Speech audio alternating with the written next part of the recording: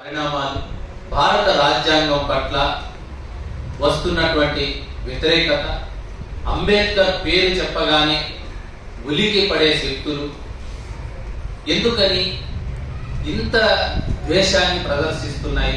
అంబేద్కర్ అంటేనే ఉలికిపాటు గురవుతున్నారు. రాజ్యాంగం అంటేనే ఇదేదో రాజ్యాంగం కొందరికే ఉంది తప్ప ఇది కాదు మన రాజ్యాంగం అని కొన్ని శక్తులు పనిగట్టుకొని ఈ రాజ్యాంగాన్ని అవమానపరిచే పరిస్థితుల్లో ఎందుకు ఇంతకాలం జరిగింది ఇప్పుడే ఎందుకు చేస్తున్నారు అనే విషయాన్ని మనం లోతుగా ఆలోచించాల్సిన అవసరం ఉంది. ఒక రూపంలో అంబేద్కర్ తిరిగి బతికి వచ్చాడేమో అనిపిస్తుంది. దేశంలో జరుగుతున్న పరిణామాలు చూస్తే తిరిగి మన మధ్యనే తిరుగుతున్నాడేమో అనిపిస్తుంది. అంటే వ్యతిరేకించే వాళ్ళు, అనుకూలించే వాళ్ళు అందరూ అంబేద్కర్ అంబేద్కర్ అంబేద్కర్, వ్యతిరేకించే వాళ్ళు ఎంతకాలం మీరు ప్రతి రాజ్యాంగం మాట ఎత్తుతని అంబేద్కర్ గురించి మాట్లాడతారు. అంబేద్కర్ అంబేద్కర్ అంబేద్కర్ అంటారు. ఏది ఇది అని కొంతమంది. ఎందుకని ఇక్కడ అమిత్ షా చేసిన వ్యాఖ్యలు చాలా లోతైన అవగాహనతో కూడుకున్నదని నా భావన. సీనాగా చెప్పాలి. ఒకటి, ఈ దేశంలో మత రాజ్యం, ఒకే దేశం, ఒకే పౌరుడు, ఒకే చట్టం, ఒకే సంస్కృతి, ఒకే భాష ఏదైతే నినాదం అనుగుణంగా ఈ దేశంలో మత రాజ్యాన్ని స్థాపించాలనుకుంటున్నారో, ఈ మత రాజ్యం స్థాపించడానికి ప్రధాన ఆటంకం ఈ దేశంలో అంబేద్కర్. వాళ్ళకి అది టార్గెట్. ఈ మత రాజ్యం చేయడానికి మనం పూనుకుంటుంటే అంబేద్కర్ రాజ్యాంగం ఇవి రెండు అడ్డుపడుతున్నాయి. దీన్ని ఎట్లా అడ్డు తొలగించుకోవాలనేది ప్రధానంగా ఈరోజు వాళ్ళ టార్గెట్ గా ఉన్నదనేది నా భావన. అటువంటి భావాన్ని చేయడానికి, తొలగించడానికి మళ్ళాంటి శక్తులు ఎంత ప్రయత్నిస్తున్నా మళ్ళాంటి శక్తులే వాళ్ళ పంచన చేరి దాన్ని ఇంకా బలోపేతం చేయడానికి పూనుకుంటున్నాయన్న విషయాన్ని కూడా మనం మర్చిపోకూడదు అనేది నా భావన.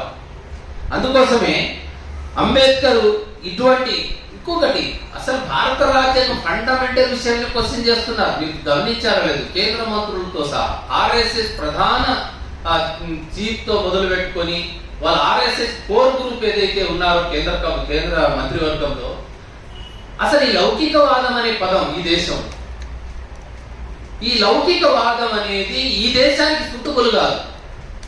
ఈ ప్రజాస్వామ్యం అనేది మనకు అనుకూలంగా ఈ దేశ మత గ్రంథాలకు అనుగుణంగా ప్రజాస్వామ్యం లేదు.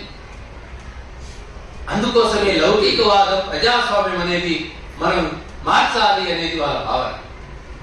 సామ్యవాదం ఏదైతే అందరికీ సమాన హక్కులు రావాలి, ఈ దేశంలో పుట్టిన ప్రతి బిడ్డకి అందరికీ సమాన హక్కులు ఉండాలి తప్ప వివక్ష పేరుతో, అంటరానితనం పేరుతో, పేద గొప్ప అనే పేరుతో కాదు. సమాన హక్కులు, అదే సామ్యవాదం, సమసమాజంగా ఉండాలనేది అయితే ఉందో ఆ భావన నుంచి కూడా వేరుపరచాలి అనేది ఈ మూడు టార్గెట్: సామ్యవాదం, లౌకికవాదం, ప్రజాస్వామ్యం. ఇది భారత ప్రియాంబుల్లో ఉంది. దీన్ని మార్చేందుకు ప్రయత్నించాలనేది గత అనేక బీజేపీ అధికారంలోకి వచ్చినప్పటి నుంచి ప్రయత్నం జరుగుతుంది. దీన్ని ఒక పెద్ద ప్రమాదం నుంచి మధ్యకాలంలో బయటపడ్డాం. అది ఇండియా బ్లాక్ పేరుతో కానీ, ఇండియా బ్లాక్ గ్రూప్ బ్లాక్ పేరుతో కానీ, లేదు దళిత సంఘాలు, గిరిజన సంఘాలు, ఈ అంబేద్కరిస్టులు ఉత్తరాదిలో చేసినటువంటి జైభీమ్ ఆర్మీ లాంటి సంస్థలు పెద్ద ఎత్తున దాన్ని అడ్డుకోవాలనే కృషి చేయడం మూలంగా ఏదైనా కానీ ఈరోజు ఆ ప్రమాదం నుంచి 1/3 మెజారిటీ నా బీజేపీ వచ్చుంటే ఈ పరిస్థితి వేరుగా ఉండేది. ఇప్పుడు మనం ఈ సమావేశం కూడా అంత స్వేచ్ఛగా పెట్టేవాళ్ళం కాదేమో. అందుకోసమే ఆ ప్రమాదం నుంచి బయటపడ్డాము. ఇంకా ప్రమాదం తొలగిపోలేదు ఈ దేశంలో. అయినా కూడా తిరిగి గుంజుకోవడానికి తీవ్ర ప్రయత్నాలు జరుగుతున్నాయి. దాన్ని అడ్డుకట్ట వేయడానికి ఇక్కడ రాజకీయాలు కాదు, సంఘాలు కాదు, భావజాలం కాదు, ఏకైక మార్గం ఈ దేశంలో భారత రాజ్యాంగాన్ని రక్షించుకోవడం.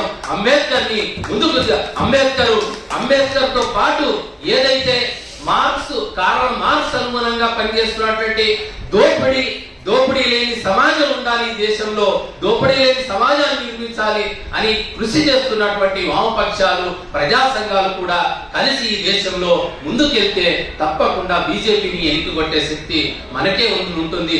ఆ రకమైనటువంటి కృషి జరగాలి. అటువంటి కృషి జరగాలన్నా కూడా మాలాంటి వారి కంటే సీనన్న లాంటి వాళ్ళు, ఇలాంటి ఆర్గనైజేషన్స్ ముందుకొచ్చి చేస్తే తప్పకుండా మనం ముందుకెళ్ళడానికి మన ప్రయత్నం జరుగుతుంది. ఆ రకమైనటువంటి కృషి ఎంత దారుణం దేశంలో అంటే గిరిజన తెగల మధ్య స్వేచ్ఛాయుతమైనటువంటి అడవుల్లో షెడ్యూల్ ప్రాంతంలో నివసిస్తున్నటువంటి గిరిజన తెగల మధ్య ఈరోజు పచ్చటి అడవుల మధ్య చిచ్చు పెట్టి మంటలు లేపుతున్న సంగతి చూస్తా ఉన్నాం. మణిపూర్ సంఘటన ఎక్కువ చెప్పాల్సిన అవసరం లేదు. ఎందుకని మణిపూర్ లో మంటలు లేపారు? స్వేచ్ఛగా బతుకుతున్నటువంటి మణిపూర్ని ఇప్పటికీ రావణ కాష్టంగా ఎందుకు తయారవుతుంది అంటే వీళ్ళ స్వార్థం. అక్కడ గిరిజనేతర కులాలని ఎస్టీలో కలపడానికి ప్రయత్నం జరిగింది. ఎందుకు కలిపారు? అక్కడ గిరిజన ప్రాంతాల్లో భూమి ఉంది, ఇక్కడ భూమి లేదు, అందుకోసం కలపడానికి కూడా ఈ ఆధిపత్యం వహిస్తున్నటువంటి హిందూ భావజాలంతో కూడినటువంటి వీళ్ళని వాళ్ళలో కలిపితే ఆ క్రిస్టియానిటీ ఉన్నటువంటి గిరిజన తెగలు ఏదైతే భావజాలంగా ఉన్నాయో వాటన్నిటినీ క్యాప్చర్ చేయొచ్చు, ఒకే మతంగా తయారు చేయొచ్చు అనే భావజాలం బలవంతంగా రుద్దడం వల్ల అక్కడ తీవ్రమైనటువంటి వ్యతిరేకత వచ్చింది. పోరాటం చేశారు. మహిళల్ని నగ్నంగా ఎట్లా ఊరేగించారు, ఎట్లా అత్యాచారం చేశారు. ఇంత కర్కశంగా ఇప్పటికీ ప్రధానమంత్రి అక్కడ పర్యటించట్లేదంటే దేనికి సంకేతం అంటే ఈ దేశం కొందరిదే తప్ప అందరిది కాదనేది వీళ్ళు చెప్తున్న సిద్ధాంతంగా ఉన్నది. అందుకోసం రాబోయే కాలంలో ఇంకా చాలా అంశాలు చెప్తూ పోతే ఈరోజు ఈ దేశంలో ఉన్నటువంటి ఏదైతే పునాది ఈ దేశం నిర్మాణంలో ప్రధాన పాత్ర వహిస్తున్నటువంటి 3000 సంవత్సరాలుగా అంటరాని వారిగా బానిసలుగా దోపిడీకి గురైతున్నటువంటి వర్గాలు ఈ దేశంలో దాదాపు 80-90% మంది ఏదైతే ఉన్నారో వాళ్ళని తిరిగి ఈరోజు ఆధిపత్యంలోకి తీసుకొచ్చి మనుధర్మ సిద్ధాంతాన్ని తీసుకొచ్చి భారత రాజ్యాంగం స్థానంలో తిరిగి బానిసల్లోకి నెట్టాలనే తీవ్ర ప్రయత్నాలు జరుగుతుంది. తిరిగి కులాల నిచ్చెనవేట్ల వ్యవస్థని భారతదేశంలో ప్రవేశపెట్టి ఏ కులం మతబోధకులు చెప్తాడ ఏ కులం పని ఆ కులం చేయాలి, ఏ కులం పని ఆ కులం చేయాలి, కులాలకు కాకూడదు అని ఎందుకు చెప్తున్నారు ఈరోజు మతబోధకులు? హిందూ మతంలో ఉన్నటువంటి బాబాలు ఎందుకు చెప్తున్నారంటే ఇదే స్వార్థం. మీరు ఈ భావజాలం అంబేద్కర్ భావజాలం భారత రాజ్యాంగాన్ని చైతన్యపరిచి ఈరోజు మతాన్ని దాటి మత చైతన్యాన్ని దాటి కుల చైతన్యం వెళ్తున్నారు. అది కరెక్ట్ కాదు. మత చైతన్యంలోనే ఉండాలి, మతం ఆధారంగానే ఉండాలి తప్ప కులాల ఆధారంగా మీరు విడిపోకూడదు. విడిపోతే మతం పట్టుపోతుంది, మతంలో వైరుధ్యాలు రాకూడదు అని ఆ పట్టుని అలాగే కొనసాగించాలనేటువంటి ఆర్ఎస్ఎస్ బీజేపీ దేశంలో తీవ్రంగా ప్రయత్నిస్తుంది. దాన్ని బదులు కొట్టాలి. తప్పకుండా దక్షిణ భారతదేశం నుంచే బీజేపీ ఏదైతే నార్త్ లో ఈ ప్రయోగం చేసి కొంత విజయాలు సాధించిందో అదే విధంగా ఈరోజు సౌత్ లో కూడా ఆ ప్రయోగం చేసి భారతదేశాన్ని క్యాప్చర్ చేయాలని ప్రయత్నిస్తుందో తప్పకుండా సౌత్ లో ఉన్నటువంటి చైతన్యం వేరు, అక్కడ ఉన్న చైతన్యం వేరు. తప్పకుండా మనం ఎదురు తిరుగుతాం. ఇక్కడ తమిళనాడు గాని కర్ణాటక గాని ఇక్కడ అనేక సాంస్కృతిక ఉద్యమాలు జరిగాయి. మతంలో అనేక సంస్కరణ జరగాలని పెద్ద ఎత్తున పోరాటాలు చేశాయి. ఆ రకమైన వివక్షకు వ్యతిరేకంగా, అంటరాంతరకు వ్యతిరేకంగా, ఈరోజు దోపిడీకి వ్యతిరేకంగా తెలంగాణ సాయుధ పోరాటం లాంటి పోరాటాలు, గిరిజన తిరుగుబాట్లు అనేక పోరాటాలు జరిగాయి. ఈ గడ్డ తిరుగుబాటు గడ్డ, ఈ గడ్డ పోరాటాల గడ్డ. ఈ గడ్డలో అటువంటి అవకాశం ఇవ్వకూడదు. అయినా ప్రయత్నం జరుగుతుంది. తెలంగాణ లాంటి ప్రాంతంలో బీజేపీ ప్రమాదం.